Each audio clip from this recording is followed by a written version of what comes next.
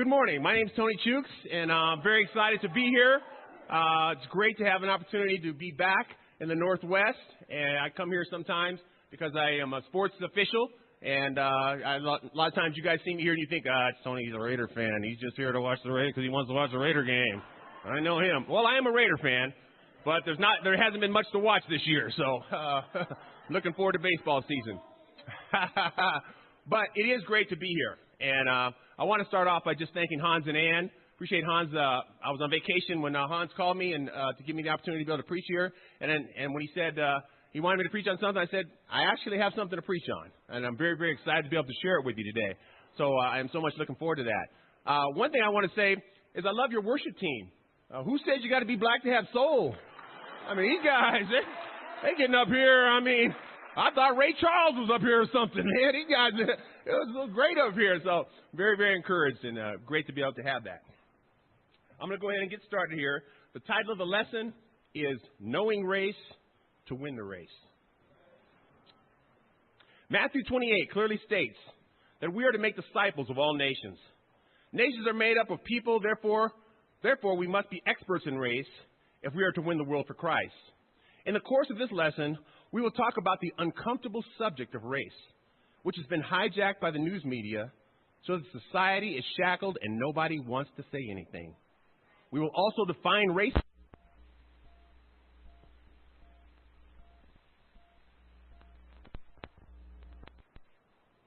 pride that I hope will change your life. Before I get started, I also want to thank Alex Haley. Alex helped me to refine this and to make sure that this is something that compels you and not repels you. Hearing the subject of race maybe even made your heartbeat go up a little bit. Oh no, we're going to talk about race. The black guy is going to talk about race. Ooh. I tell you what, I'm excited to be in a church where we can do this. I'm excited to be a part of a group of people where we can talk about something like this.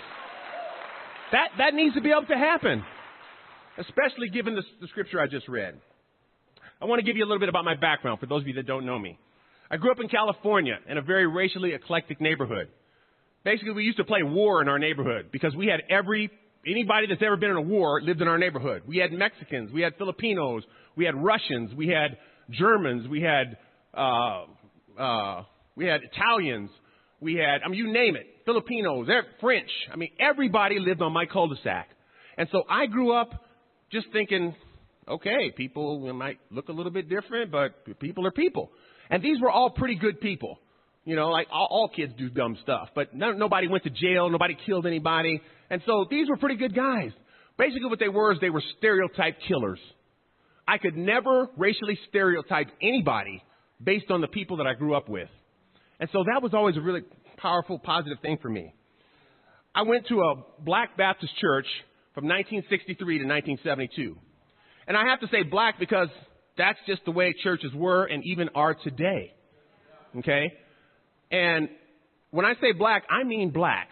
From 1963 to 1972, I never saw a white person in church. Never saw a white person in church. Although I had friends who were white, I went to school with people who were white, I lived with people who were white, I never saw white people in church. So I didn't know how white people worshiped. Like, do they go to church? If I go to their church, will it be 10 feet off the ground or 10 feet under the ground? Or, what's it look like? I didn't know. Even though some of them invited me to come to their church, my parents wouldn't let me go. So I never got to see what that looked like. Finally, I went to a white church in 1976. Okay. Finally, I said, I'm just going to go. And I remember I went to the Los Gatos Christian Church. Okay. And it was probably more of an experience for the people there than for me. Okay. Because I was very comfortable being around white people. Didn't bother me. They looked at me like I was from another planet. Okay. Because I was always told, hey, when you go to church, you go sit up in the front, Tony. You go to the front. And so I went to the second row. And they were looking at me like, well, who is this guy? What is this? But I went because I wanted to see. I said, I want to see how they worship. I want to see what they did. I also had a story. Something happened to me. This was actually a couple years before that. I was in 8th grade, and I played sports when I was in school. And when I was in 8th grade, I was probably the best basketball player within a 50-mile radius of my house, okay? And this is like 1974, okay? Muhammad Ali is heavyweight champion of the world. He's black, okay? Willie Mays and Henry Aaron are the best baseball players. Kareem Abdul-Jabbar is the best basketball player, okay? O.J. Simpson, unfortunately, was the best football player, okay? And so I just assume black people, we just dominate when it comes to sports. And I remember playing on a basketball team with three of my friends. Two of my black friends. Two friends. We were really good friends, two of us, and then we had two white guys on the team. And my 7th grade year, we didn't lose a basketball game. So my 8th grade year comes, and we're like 6-0 or 7-0. My coach is white, and he hears the black guys. We're always talking about, yeah, man, white boys can't beat us. We can beat any white dude. You know, and we're always talking trash. So there was nobody within an area around us that could beat us. So he finds some school that's 150 miles away. And this was back in the day when you didn't have to wear seatbelts. So we got in the back of his shell, you know, his truck shell, the whole team. And he drove us 150 miles to this place called Aptos. And we get out and we go into the gym. And these guys got their brand new gym. And I'd never seen a junior high school gym because we played on a kitchen floor. That was our gym. Okay. But we go in there. These guys got a wooden gym, wooden floor, 10-foot baskets, kind of like Hoosiers. It was a Hoosiers experience for me. Okay. And I go in there. I'm like, man, that's amazing. We get out there, and these white dudes light us up like a Christmas tree on the 24th of December in a shopping mall. I mean, we didn't know what hit us. I mean, these guys beat us by 14, 16 points. And at the end of the game, they come up to me and go, man, you're one of the best players I've ever seen. And I go, you just beat us by 16 points, man. What are you talking about? But it taught me a lesson. It taught me to go, you know what? I will never make that mistake again. I will never just look at the color of somebody's skin and just think that I got it going on. I'll wait to see the outcome before I start talking. Okay? Because that was a very, very humbling experience at that time. My first voting experience was in the 1980 elections. I was 20 years old. And for those of you that were around, sorry, teens, I know you guys don't have a clue. You don't even know what this is, do you? This is a Bible right here. You don't even know what this is, do you? Sorry, guys. No, you have to open this right here, okay? But 1920, I'm sorry, 1980. 1980, I'm not that old. 1980, that's my first election that I'm going to vote in. Ronald Reagan is running for the Republicans. He's a Republican candidate.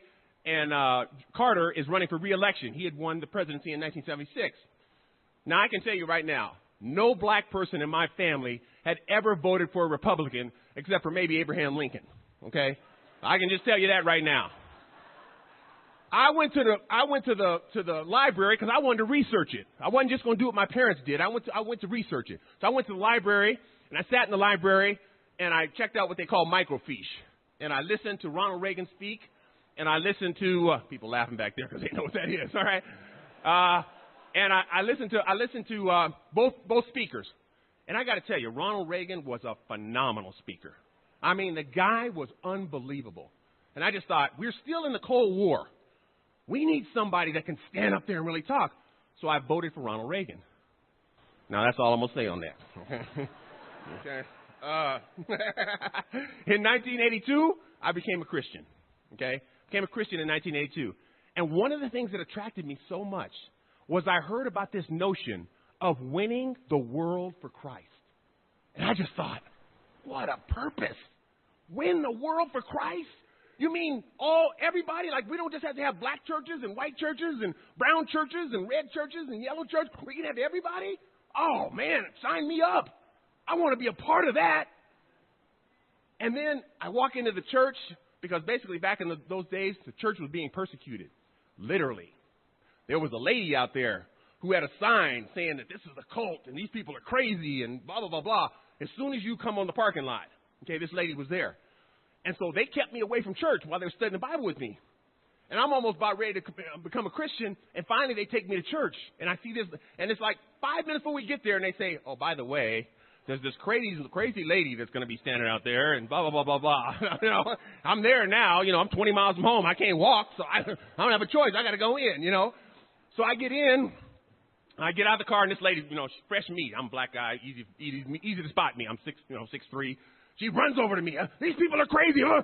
I'm like, ma'am, you look like the one that's crazy, all right? I think I'm going to go in here and check for myself, okay? Thank you very much.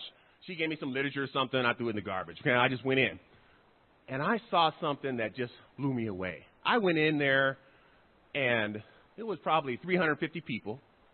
I think there were about 4 black people in there, handful of Mexican Americans, and 1 or 2 Japanese. But it was basically a white church.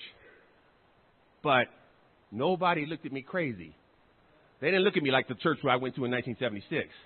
I saw people hugging. I saw people came up to me after the service and introduced me. And I could tell they were scared. I played sports. I know when somebody's scared of me, okay? Because I tried to scare people during sports, all right? So I know when someone is afraid. I know when somebody is like, so I could tell people came up, especially the girls. Okay, I'm going to go say hi to this guy, but I'm scared to death. I don't know what he's going to do to me. I mean, I could tell they came up, and some of them even hugged me. They didn't even know me. And all I cared about was they made an effort. They tried. I know it was awkward for them. Every single person asked me what sport I played. Okay? Not one person said, you must be a student. Finally, after about the 19th person that said that, the guy said, you must play baseball. I said, no, I'm actually a student. I probably have a higher GPA than you. Okay? Because I just got tired of them saying, just assuming I played sports. But that was a bad moment for me. Okay? I just probably shouldn't have done that. But my point is, I was excited. I just they were trying. They're making an effort. And I go, this is doable. We might be able to win the world. If we get people, we're going to have to change some things up in here. Okay? There's some things we're going to have to change in here. But man, I saw people that wanted to do that and were willing to make the changes. And it drew me to that. I wanted to be a part of that. It was so exciting. 2014. 2014 was a tough year. Okay? Started off with me personally, just me, going to marriage counseling. And I just thought, I need help. I need help with marriage. And so I went to marriage counseling for the second time in my life. The first time I went with me and my wife. This time I just went for me. And I don't mind telling you that because we're all disciples and everybody has things they got to change and grow in. So, it just doesn't bother me, to tell you that. But I looked at that and I just thought, okay, man, this is going to be tough. And I went through that and I didn't know what we were going to talk about. The first 3 sessions we talked about, all we talked about was race. And I was like, I got a lot of hang-ups. I got a lot of stuff in there that I needed to get out. I had a ton. And the therapist that I was talking to, or the counselor that I was talking to, was a black man. Oh, he understood the things I was going through. And I was thinking, okay, if he doesn't understand me, I'm going to have to move to Saturn or something. Just go up to the moon and just stay up there or something because I'm just done. Okay, but it was so great that I see that. Yeah, that makes sense. I feel the same way. What? I'm not a Martian? I'm not out in the world? Thank you. And I don't know if he just did that because he wanted my money and he wanted me to keep come seeing him. I don't know. But it really helped me to see that, I had a lot of things in there. And I needed to talk. And I was so glad that I had someone to listen and be part of that. 2014 was also a very tough year to be a black man. Okay? I look at the things that happened in that year. Maya Angelou died. Mandela died. A lot of young black males who look like me died. You guys all heard about it in the news. You know what I'm talking about. Donald Sterling completely lost his mind and just went off saying a bunch of crazy stuff that was racially charged. But we're not supposed to talk about race. Maybe if we just don't say anything, it'll go away. I got to tell you, that really hurt me. I got to tell you that. I got to be honest with you. That really hurt me. And I just felt like nobody cared because we didn't talk about it. And probably we'll talk about that more later, so I'm not going to say too much more about that. I want to share a letter with you. I am on the Black History Committee at my job, and last year's theme, we had different themes, and my theme was 2000 to now. And so this is what I read. Actually, I had it memorized back then. I don't have it memorized now, so I'm going to read it for you. This is what I said. While many blacks continue to pursue excellence and make gains in today's society. Everything pales in comparison to what is represented behind me. Barack Hussein Obama. I remember when I first heard the name and thought, he'd better change his name if he wants to be president of this country. This Illinois senator burst onto the public scene with his stirring speech in the 2004 Democratic National Convention. And then at the 2008 presidential election, he did the unthinkable. He won over the people of America with his Yes We Can theme. And he did it again in 2012. The we is what I'd like to focus upon. There were only 40 million black Americans in 2008, but Barack Obama received 64.9 million votes in the first election and 59.8 million votes for his re-election in 2012. This tells us that white people had a big role in putting a black man in the White House. That should not surprise anyone. Black people have always had conscientious whites who have been willing to champion their cause. From John Brown, who organized a revolt that cost him his life, plus the lives of many of his children, and the unnamed white man or woman who marched in the civil rights movement, knowing that they would be ostracized from their neighborhood and their children would face ridicule at school as well as at home. You see, Black History Month is not just about black people. It's about black people and white people and brown people and yellow people and red people coming together to be we the people. You know, I wrote that because I believed it. And I just thought, black people would not have what they have in this country today if it wasn't for whites. And see, when Black History comes up, or MLK Weekend or anything like that, white people, I want you to celebrate. It's not just a black celebration.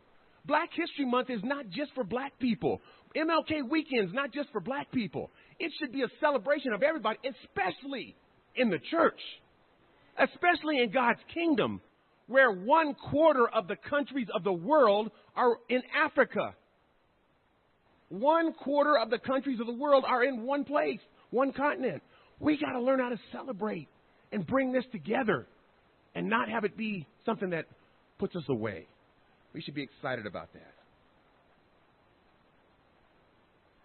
You know, statistics tell us that white people don't want to talk about race because they're afraid that and this is just general, okay? This is general. This is just general statistics that come out there that say that white people do not want to talk about race because they're afraid that they're going to be labeled a racist and say the wrong thing. Black people don't want to talk about race because they don't want to upset white people, and they do not want to be accused of using the race card. You know, guys, here's the bottom line. I love talking about race. I'm ready to talk about race at the drop of a dime, and I've got a pocket full of change, okay? I'm ready. I'm dropping dimes, okay? I want to talk about it. We got to talk about it. We can't run away from it. Again, if we look at the scriptures, it's pretty clear that's something we need to do. Let me talk about some racial pet peeves that I have that I'd like to share with you. One of the big things that we like to do in this country, we as all of us, is we like to put people in boxes. We use a term to describe 1/4 of the world's people. We call them Asians. Man, I just think when you say Asian, you are talking about Chinese, Japanese, somebody from Thai, somebody from Burma, I guess is now Myanmar, Cambodia, Vietnam, and on and on and on. I can go. Okay? You're talking about more than 1/4 of the world's population, and we're just going to throw them in one big box and call them Asian just to keep it convenient for us? No, we got to start to get to know individual people. We got to start to understand individual cultures. We need to start understanding people and not just say, oh, here's a big old box, let's just throw them in there. That's not going to cut it, folks. We cannot win the world with that attitude. We cannot win the world with that attitude. It can't happen. Cannot happen. We have to change our attitude about that. And I don't care if the world doesn't change it. They need to see the light in us. Because we are called to be the light of the, thank you, okay? We're called to be the light of the world. And so we've got to make that change. We can't wait for the world to change it for us. We've got to make that change. We've got to be the ones that people can come and look and say, those guys are different. Look how they handle those things. We're scared to death to talk about that. Look at them. Look at what they're doing. Such a light that I believe can change people in such a great way. We also use the term Hispanic. Amen for our ministry that we have over here, our Hispanic ministry. So excited about that. Okay? So excited about that. I grew up with many Mexican Americans. They taught me how to play basketball. They taught me how to drive. They taught me how to play football. Taught me some curse words in Spanish that I won't share with you. But anyway, I mean, I love Mexican people. My extra name in May and September is Tony Gomez. Okay? In May and September, I'm not Tony Chooks. I'm Tony Gomez. I'm getting some of that food. Okay? I ain't missing out on that food. Them homemade tortillas, I'm getting some of those. So I'm just don't even call me. I'm Tony Gomez when those months come around. Okay? But I hear that term. Sometimes I hear people say it's the Spanish ministry. Rafael Nadal is from Spain. Okay? Most of the people in our Hispanic ministry are Mexican Americans. Now, some of them are from South America. And if you call them a Mexican, they will politely correct you. They will politely correct you and let you know. No, I'm from Bolivia. No, I'm from Argentina. No, I'm Brazilian or whatever it might be. Okay? If you think you can just put everybody under the hat of Hispanic, check out this fight that's coming on in about 5 months between Canelo Alvarez, okay, and Miguel Cotto. Canelo Alvarez is a Mexican. He's the best Mexican fighter in the world. Okay, Cotto's the best Puerto Rican fighter. They'll be getting together and fighting in 5 months. When you go to that, if you go to that stadium, you're going to see a Mexican section that's got the Mexican flag with a bunch of Mexicans all in that section. Over here, you're going to see a Puerto Rican section with a Puerto Rican flag and all the Puerto Ricans.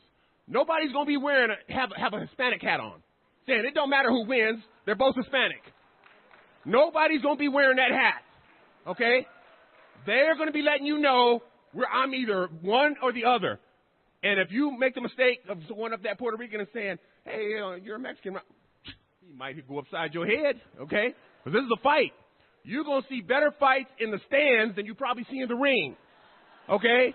That's what's going to be going on. But that's the kind of stuff we got to understand, guys. People don't want to be put in a box, okay? Now it comes to where I get to talk about me, African American, okay? This term, African American. I don't want to offend anybody because there might be black people in here that like that term and that want to be called that. And, hey, that is totally your right. If you call me an African American, I'm going to politely correct you. And I'm going to tell you I'm black. Because I don't want blackness to disappear. Okay? When you call me an African American, a white Berber from Africa can call himself an African American. A white Afrikaner can call himself an African American. An Arab from Africa can call himself an African American. A Cambodian, a Vietnamese, a Pakistani, an Indian can all come over here and call themselves African Americans.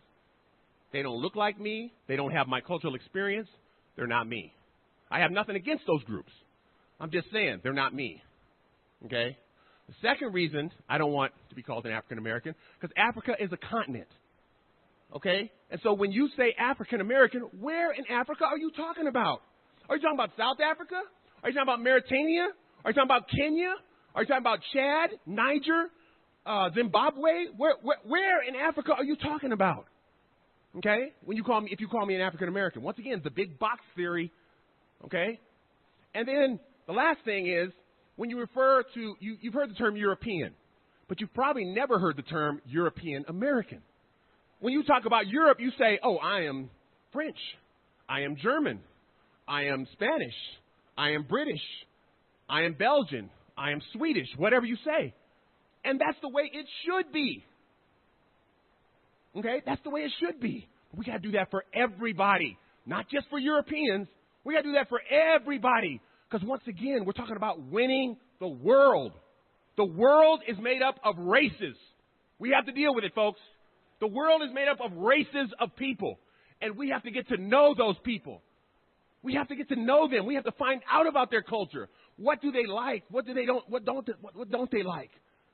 Okay, we have to learn those things. We have to be willing to get together. I got the privilege of being able to go to several world mission seminars way back in the 80s. Okay, and I know we don't like to talk about those times. Okay, but I'm going to talk about it. All right, I got a chance to go to some of those, and I'll tell you what, nothing was more exciting to get in that filthy, dirty Boston Garden. Okay. Because it was. I'm sorry. It just wasn't very nice. But to fill it up, to look to my left and hear different languages, and to see African people with beautiful robes on and beautiful garb on their head, and to see my Chinese brothers, come in, and my Japanese brothers, and my Mexican brothers, and my, Cambodian brothers, my Filipino brothers, my European brothers and sisters from Sweden or wherever they were from. I mean, that was so exciting. And I remember we got there and we sat there and listened to some guy give a big speech. Okay. I wish we would have had time to get to know each other. I wish we would have said, just find someone you don't know and sit down and talk to them. Talk about their culture. Find out about their culture. Find out things you don't know. Ask questions. I wish we would have done that back then. But we didn't. We didn't. Okay? I'll tell you what, if I ever go to another seminar and it's called World Anything, I'm going around and finding me some people that I don't know, and I'm going to learn some things about them.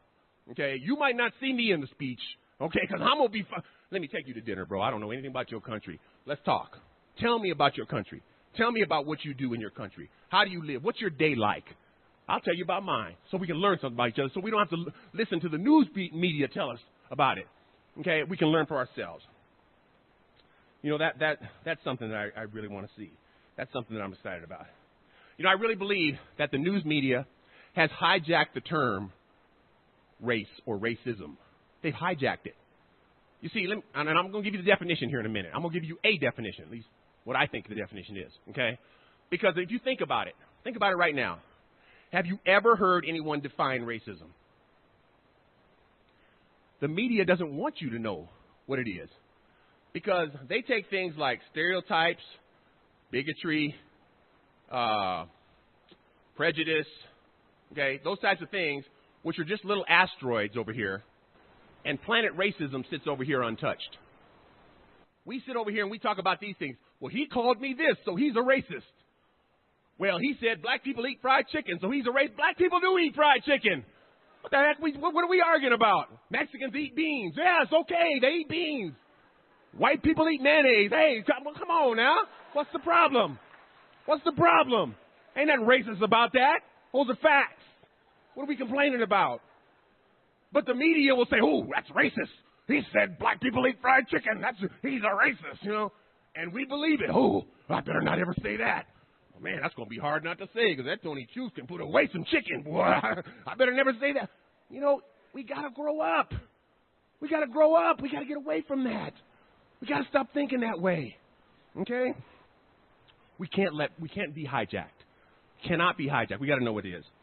My definition, okay? Racism is a competitive relationship between groups of people who are competing for the same resources, wealth, and political clout.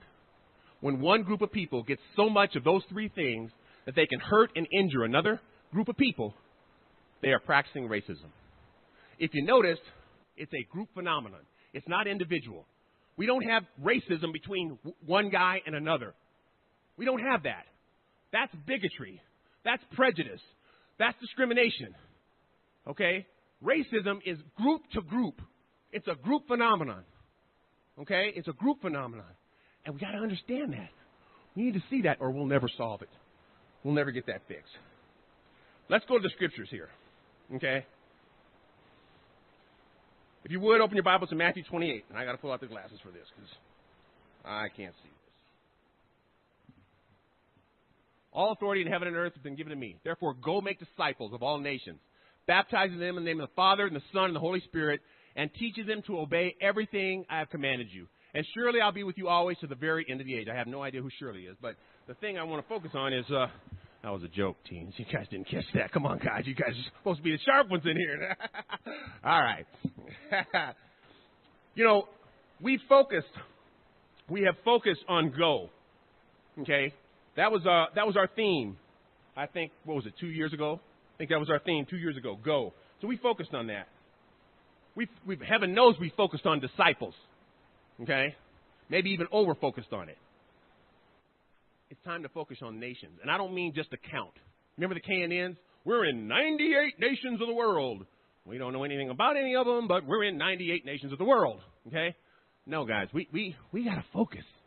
Okay? We got to get to know nations, individuals in nations, how they think, what we need to do in order to win them to Christ. How do we need to change? Not how do they need to change. How do we need to change to win them for Christ? That's what we need to know. I think that's what Paul's talking about when he says, I become a slave.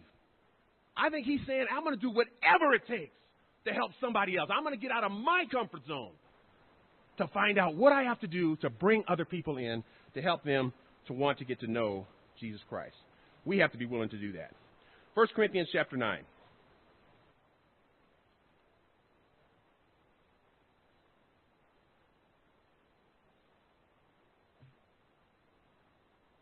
Verse 19. Though I am free and belong to no man, I make myself a slave to everyone to win as many as possible. To the Jews, I became like the Jew to win the Jews. To those under the law, I became like those under the law, though I myself am not under the law, so as to win those under the law.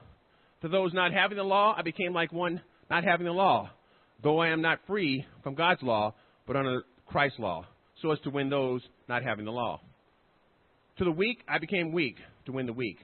I have become all things to all men, so that by all possible means I might save some.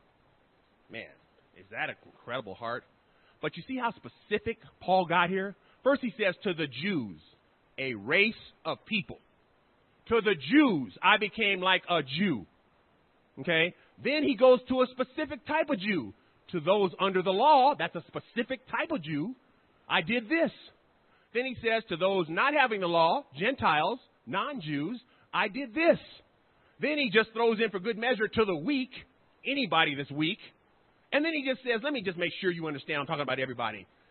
By all possible means, I become all things to all men, so I might win some. Paul knows he's not going to get them all. But he says, man, I have done everything I possibly can so that I can win some. Man, when my life's over, that's what I want somebody to say about me. Tony did everything that he could possibly do. He went to see a marriage counselor. He went to see a whatever I have to do. He went to recovery. He went whatever I have to do. Okay? I went to another country and stayed there for 6 months, whatever, so that I could win as many as possible. We have to get radical here, guys. We live in a country. I got to see my dad just a couple of weeks ago. He's 81 years old. If I live to be as old as my dad, this country, for the first time in its history, will be half white and half not white. For the first time in its history, half white, half not white. We got to get busy, folks. Got to get busy. Okay? We got a lot of work to do, and we got to be on it. I'm going to close with John chapter 4. Go to John chapter 4, please.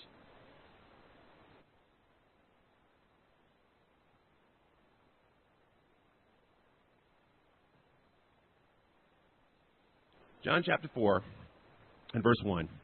The Pharisees heard that Jesus was gaining and baptizing more disciples than John, although in fact it was not Jesus who baptized, but his disciples. When the Lord learned of this, he left Judea and went back once more to Galilee. Now he had to go through Samaria, so he came to a town in Samaria called Sychar, near the plot of ground Jacob had given to his son Joseph. Jacob's well was there, and Jesus, tired as he was from the journey, sat down by the well. It was about the 6th hour. When a Samaritan woman came to draw water, Jesus said to her, "Will you give me a drink?" His disciples had gone into town to buy food. The Samaritan woman said to him, "You are a Jew, and I am a Samaritan woman. How can you ask me for a drink? For Jews do not associate with Samaritans." Jesus answered her, if you knew the gift of God and who it was that asked you for a drink, you would have asked me, and I would have given you living water. I'm going to stop there. This has always been one of the most mind-blowing scriptures I've ever seen when it comes to race. And maybe because of our Western background, we don't really understand it. I don't have time to go into all of it. Talk to Glenn Giles. He'll hip you to it, okay? He'll get you going on that. But when you look at this and you look at the situation, Jesus dropped 3 bombs here this day. He dealt with 3 things, okay? First thing he goes after is sexism. He's talking to a woman. Okay, that's like a big TNT dynamite ball blowing up. That's like, what, Jesus? You don't talk to women, men. We don't focus on. No, Jesus, what are you doing? Luckily, the disciples were gone, and they probably knew it. Like, Jesus is gonna do something stupid. Let's get out of here. Okay, he's gonna mess us up here. Okay, let's go get some food or something. We'll tell him anything. We just don't want to be around when he embarrasses us. He's always doing crazy stuff to embarrass us. Okay, so he does that. The second thing he deals with is social. He says, This woman's a prostitute. Oh, no, Jesus. You're talking to a woman, that's bad enough, but now she's a prostitute.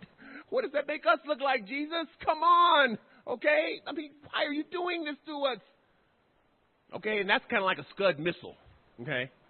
But then, finally, he drops the final bomb, the hydrogen bomb, okay? He drops that one and basically says he's talking to a Samaritan woman. Jews, even the woman understood it. She said, Jews do not associate with Samaritans. Now, if you read your Bible, Samaritans were Jews. They were just conquered by the Assyrians about 700 years before this, 750 years before this, okay? But they were Jews. But he says they have nothing to do with each other. And Jesus broke that down and said, I don't care. This woman needs help, and I'm going to help her. And if you go through this passage, it goes on quite a bit. I'm guessing Jesus was here for a while. He wanted it to sink into his disciples. I don't care about your racial fears. Get over it. We have to win the world for Christ. That is what Jesus said to me in this passage. That's what he said. He wasn't afraid to say that. He wasn't afraid to lay that out. He wasn't afraid to let these guys know that. I want to end here reading something to you that I also wrote for Black History Month. I'm only going to read a portion of it. Put my glasses on. I have a friend that I work with who overcame cancer. She told me 2 weeks before she started chemotherapy that she would lose all of her hair in 3 weeks. 3 weeks later, I saw her bald for the first time. My reaction was she was beautiful with hair, and she'll be just as beautiful without it. Her appearance did not change my relationship with her. I have read books on cancer. I have read articles on cancer. I have watched television shows on cancer, but I have never had cancer, and I would never in a million years presume to tell her how she felt after her treatments. I would not dismiss her fears, nor would I tell her I understand what she's going through. I'll just bet that my friend talked to others who had cancer so she could find out what it was like and how they fought it. What if she had gone the quiet route and she came to work every day losing her hair and getting weaker and weaker because she thought it would just go away? She never told us what was going on, nor did she seek any help. I think we know how this would end. The burning question would be, why didn't we ask more questions? When it comes to race, the burning question is, why aren't we asking more questions? Knowing race to win the race. Yes, we can. Yes, we must. Thank you very much.